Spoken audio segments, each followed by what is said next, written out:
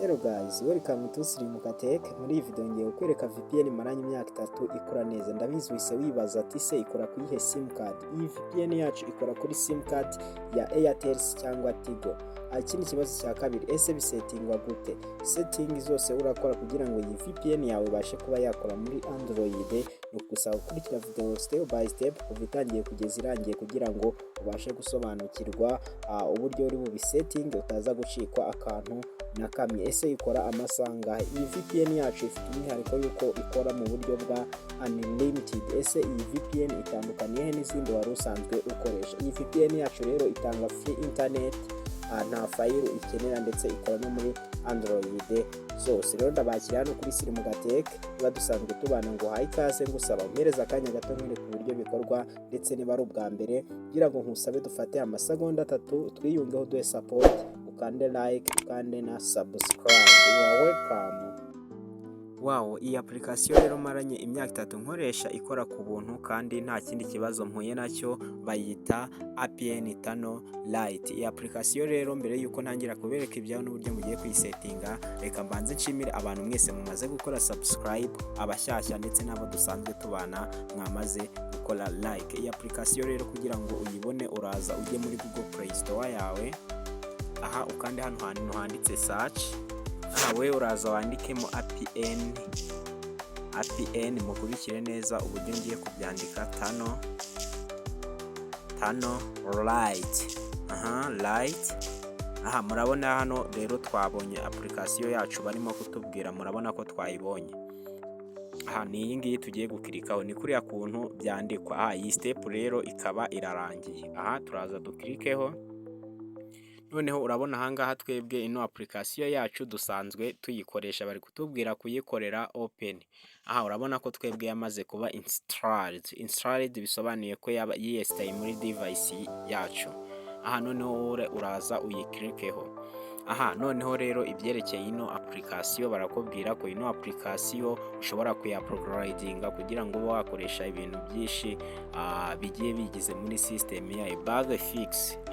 Nta bibazo byinshi bikunze kugira gute ino application ishobora kuba yateza. Add issue fixed. Nta bintu by'ibibazo cyangwa advertisement aguteza stress aza kuri ino application. Noneho hano barakubwira ngo rate this app. Iyi app ngiye nayiretinga ku rugero rwa 5 kubera ko ni application maze igihe nkoresha kandi iyi application ikora neza. Noneho tugiye hano handitse about app kugira ngo uje kuyestara uzi ibintu byayo ndetse n'uburyo ikora. APN Tano Lite, faster and secure application and simple easy to use. Urakubwira ngo APN Tano ikora yihuta kandi ikaba ifite n'umutekano and simple easy to use, ndetse iranoroshye kuba wayikoresha. Noneho hano hepfo akubwira ngo rating and review are verified and are from people who use the same type of device that you use. Hano yakubwira ko ino application yacu bayikoreye review ndetse banayikorera verification biturutse ku bantu bayikoresha muri Android nk'iyi ngiyi koresha, niba ushobora kuba wumva ururimi wabyumvise. Rero iyi application yacu icyo uraza ukore, uraza twebwe hano bari kutubwira kuyikorera update. Bari kutubwira kuyikorera update, ariko ntabwo ari ibintu biri butinde. Muri no application yacu rero urabona ko twebwe badusabaga kuyikorera update, wowe uri buyestare. Ariko mbere na mbere nkwibutse ngo iyi video niza kugufasha ubona rwose iri butume savinga amafaranga wakoresha kugura bando.